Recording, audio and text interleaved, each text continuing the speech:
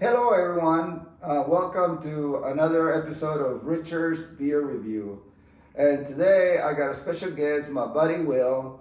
And we're sorry to hear that he is leaving. He's going to Colorado to pursue bigger and better things. And you're leaving this Saturday? Leaving this Saturday, yeah.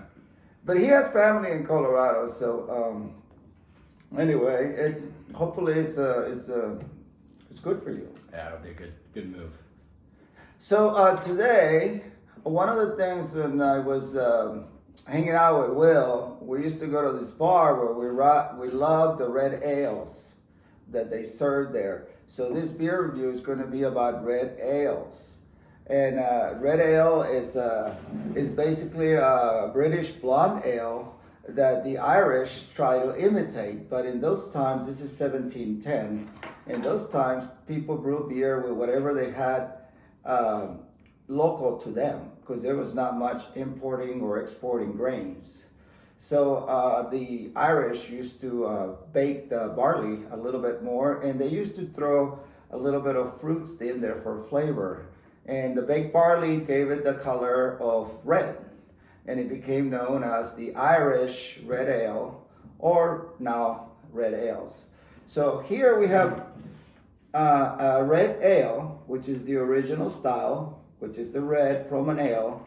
And here we have an imitation of a red ale. This is a Belgian company. This Rodenbach is a Belgian company that makes the red ale in its original form. But what Killian's has done, Killian's is an American brewery that got bought over by Coors.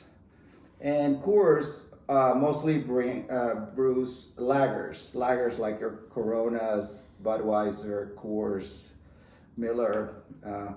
So what they did is they brew lager in the style of a red ale. So we're going to try them both, the original red ale recipe and the American lager version red ale. And we see, hopefully you will try to set your bias aside, because he already told me he loves his beer. My favorite. But you're going to try what the real red ale is supposed to be like. This goes great with pepperoni pizza. So we'll start with the red ale. And these are very complex beers, and they have a little bit of fruity flavors, and we'll see how that goes.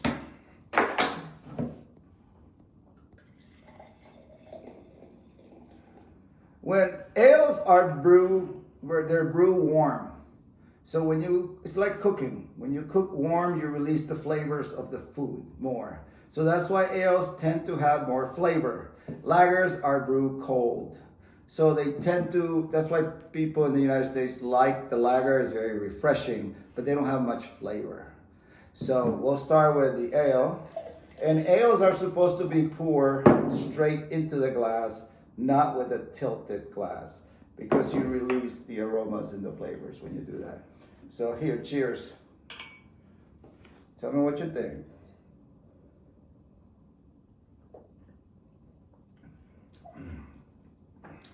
Oh, it's almost got like a vinegar Yeah. flavor to it, ain't it? Vinegar and like a wine vinegar, isn't it? Yeah, it's different.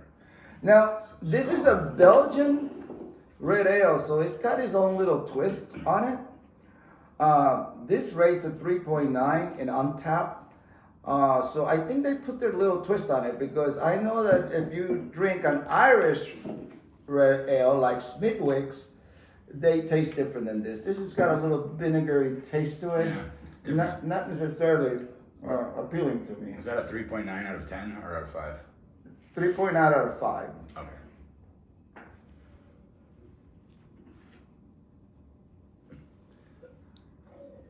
Now we're going to go with the American version. So basically, Coors, this company had the recipe for red ale. They've been brewing red ales for a long time, and Coors bought them and got the recipe, and now they're doing their version, but it's a lager. So lagers, you put them like that. I think I'm gonna like this one better.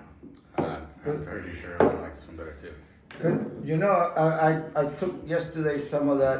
What's that stuff you take to help you in digestion? Apple cider vinegar. Apple cider vinegar. Yeah, it kind of reminds me of that. Yeah, as soon as I took a sip of it, it reminded me of apple cider vinegar. And that kind of, it's not my favorite thing to take. So, here we go.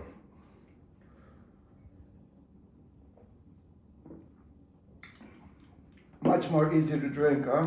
Mm-hmm. This really tastes like you're tasting a beer. Yeah.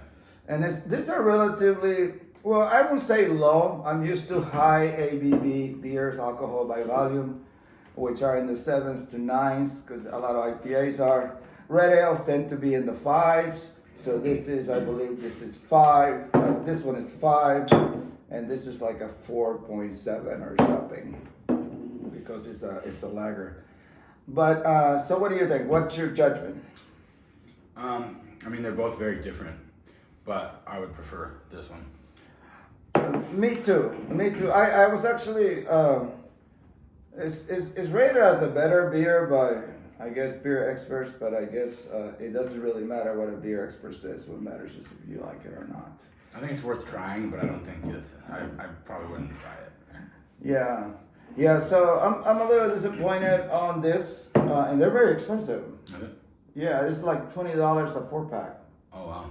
and this is like $12 a 6-pack. So I will stick with this. And if you want to try it, but I prefer that one. So cheers. Cheers. So thanks for sticking with us on this short red ale tasting, and thank you for my buddy for being here with us, and we wish him best luck in your new adventure in Thanks. Colorado. Appreciate it. Thanks for the beer. Cheers. Cheers.